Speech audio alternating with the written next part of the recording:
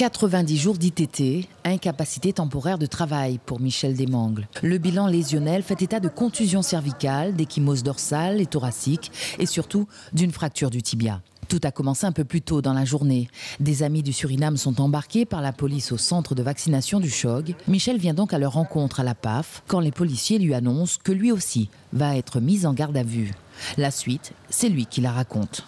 Alors moi je leur ai dit, écoutez, je ne suis pas contre, mais dans ce cas-là, vous m'informez par courrier. Je ne suis pas un illégal, je ne suis pas quelqu'un où vous avez fait votre enquête, vous savez où j'habite, donc vous m'envoyez une convocation et je viendrai.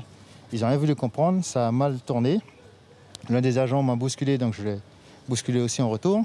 Derrière ça, ça s'est engendré. Ils ont essayé de m'étrangler, donc là j'ai plus ou moins la gorge avec le larynx qui me fait hyper mal. J'ai reçu des coups derrière le crâne. Ils m'ont mis une balayette sur le genou gauche qui aujourd'hui, après ça encore, ils se sont encore assis dessus pour pouvoir me maîtriser, me mettre les menottes et à la fin j'ai eu des bleus pas possibles, j'ai un engourdissement du bras gauche et c'est après que j'ai crié très très fort pour leur dire que j'ai le genou pété, qu'ils avaient mis mon t-shirt sur le visage, que je vois pas qui c'est qui me tabassait, qui me maîtrisait, que ça a dégénéré. Le cousin de Michel, Roger, a lui aussi été entendu. C'est lui qui aidait ses amis du Suriname au centre de vaccination ce jour-là, quand les policiers les ont embarqués. Il ne parle pas français. Le document qu'on lui donne justement, c'est pour qu'il puisse remplir. On lui pose la question sur le deuxième document, est-ce premier vaccin?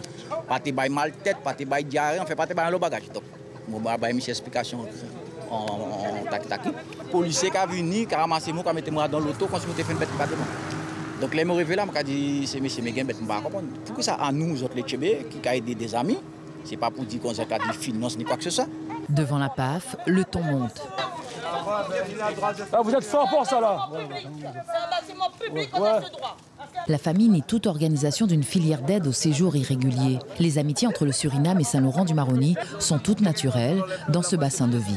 La personne arrive sur la rive française, on peut l'aider quand même, c'est la personne a besoin d'informations pour se faire aider. Tout le monde fait ça à Saint-Laurent. C'est pas du travail dissimulé, c'est pas de l'aide au séjour irrégulier, ça n'a rien à voir du tout.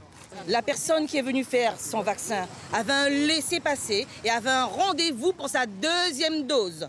Michel Desmangles compte porter plainte auprès du procureur. Contacté par téléphone, le procureur Samuel Fimiès confirme que la garde à vue pour aide au séjour irrégulier a bien été levée pour les deux cousins. En revanche, il étudiera dans les prochaines heures la suite à donner à cette affaire. Il y aurait, selon le procureur, outrage et rébellion de la part de Michel Desmangles et il assure qu'une enquête sera menée pour savoir si toute la procédure a bien été respectée lors de ces arrestations.